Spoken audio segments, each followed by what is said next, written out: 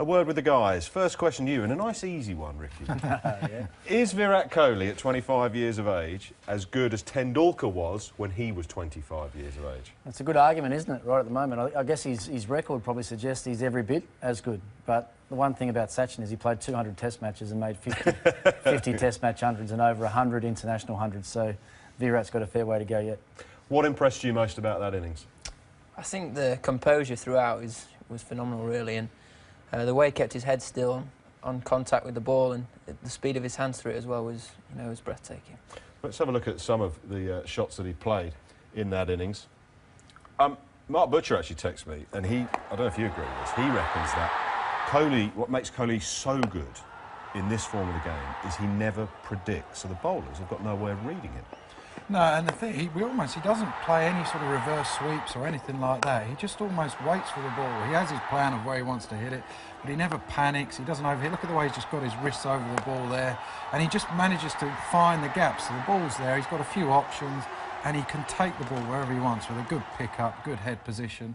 And a lot of people can play shots at the top and bat through the middle, but someone who gets you home, there's not a huge amount of people that can finish games off like he's done over and over again. Intelligent batsman, isn't he, as well?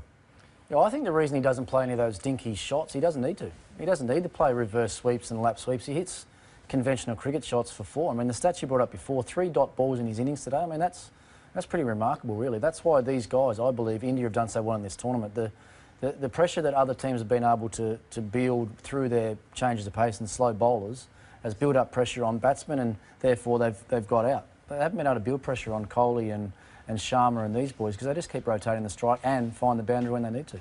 Do you talk about that in your meetings, not getting stuck, rotating the strike? I mean, it sounds easy, make sure you don't get stuck. In practice, it's not quite so simple. No, it's obviously something you practice, but it's another thing trying to make sure that as a bowling side and as a unit, you try and create those dots and starve the opposition of runs as well. So it can work both ways, and it's just making sure that in your practice you're trying to find different ways in being able to do that.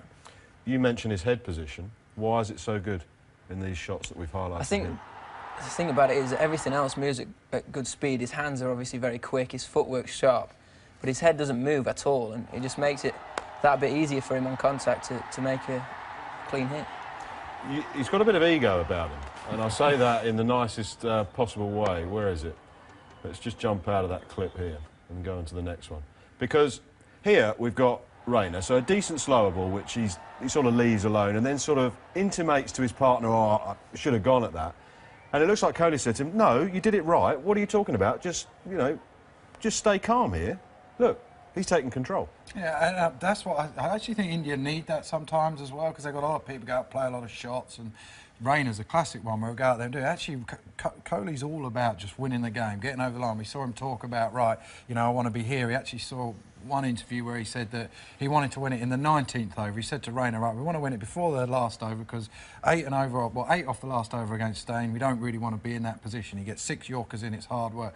But he's just so focused on his side winning that game, and he's telling Rainer and everyone else, whoever he's batting with, he won't let them do anything that might mean that won't happen. So I think they need that sometimes. Have you seen anything in his technique and the way he's playing at the moment that a side can attack?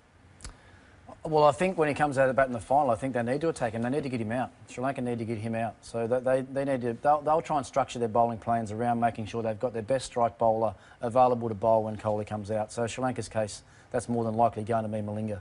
Malinga will probably attack his stumps early on. If I was Malinga as well, or if I was Sri Lanka, I'd look at getting something up nice and high around his eye line. We've seen him play a couple of really good pull shots tonight, but they've been from sort of waist-tight deliveries. I'd like to see him test it out a little bit higher early on with him.